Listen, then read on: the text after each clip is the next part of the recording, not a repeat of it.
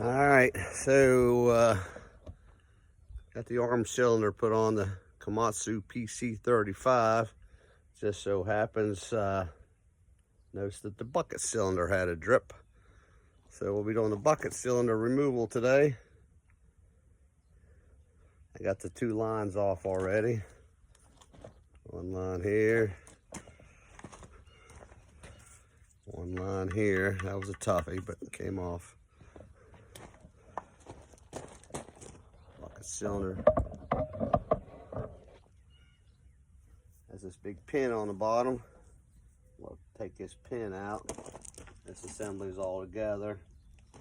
And we'll go ahead and take these two bolts out here. Pretty simple.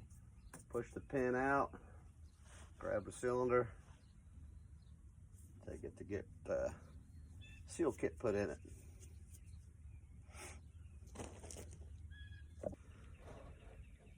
So you see the bolt came out. Just drive that pin out a little bit. You can see on this side,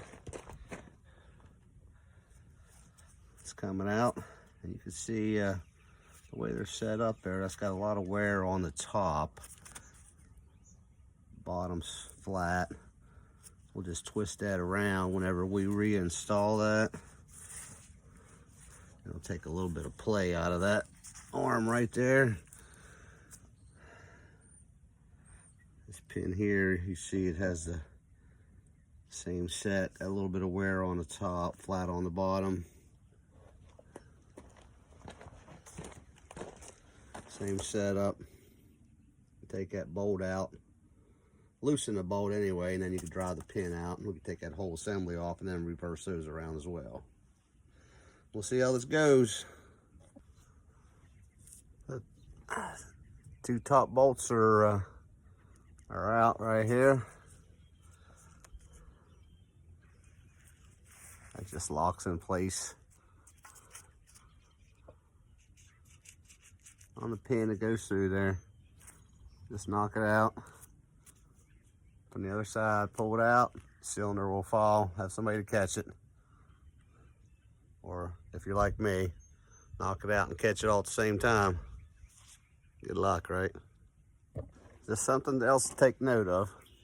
You'll notice it has the steel washer on the grease fitting side. And it has a smaller washer on the bolt side. Just make sure you put it back together the same way. Same with the bottoms. We got note of them. They got two shims on each side on cylinder side.